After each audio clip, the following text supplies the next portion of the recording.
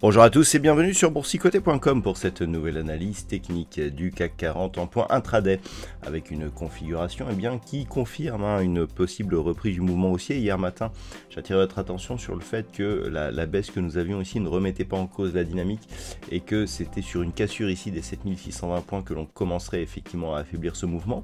C'est très net, on est venu ici tester cette zone quasiment sur le même point bas ici que nous avions sur la séance de vendredi dernier, et puis au final on est remonté, donc clôturé sur un niveau assez proche des 7170 points avant ce matin de repartir donc sur un gap haussier.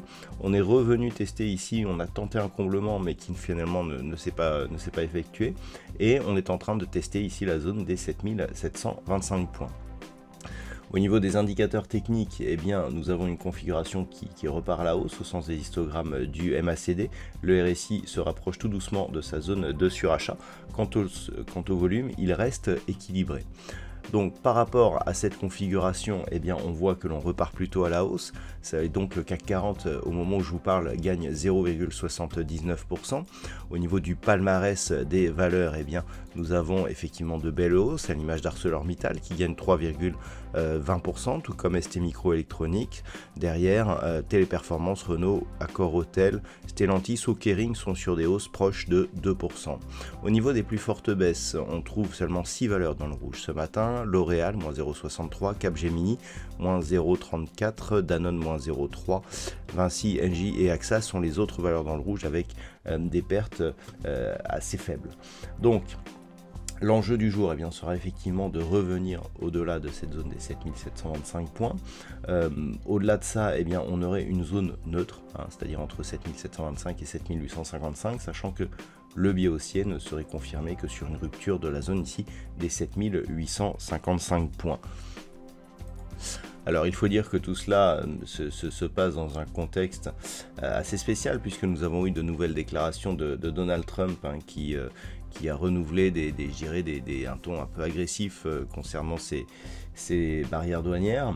Le marché commence à considérer que ce n'est que du bruit, et donc clairement cela n'entame pas l'optimisme qui est perceptible sur l'indice parisien actuellement. D'ailleurs on peut le voir depuis ici que nous étions sur une dynamique baissière où nous alternions ici contact sur la bande de Bollinger inférieure et la moyenne mobile 20 exponentielle.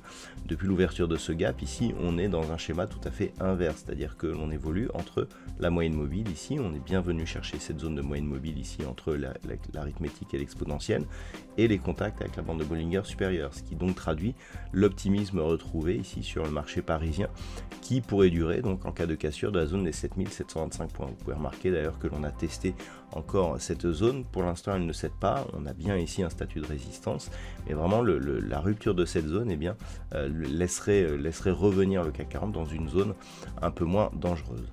Voilà donc les points à surveiller pour aujourd'hui. Naturellement, si les cours repartaient à la baisse, c'est la rupture de la zone des 7620 points qui nous ferait repasser dans une dynamique potentiellement dangereuse, puisque c'est la rupture ici des 7525 points qui validerait la reprise d'un mouvement baissier avec une possible accélération en direction des 7380 points. Voilà donc ce que l'on peut dire pour aujourd'hui. Au niveau du calendrier macroéconomique, donc comme nous sommes le premier mercredi du mois, nous aurons les créations d'emplois non agricoles, les cours ADP concernant l'emploi américain qui préfigure bien souvent le NFP.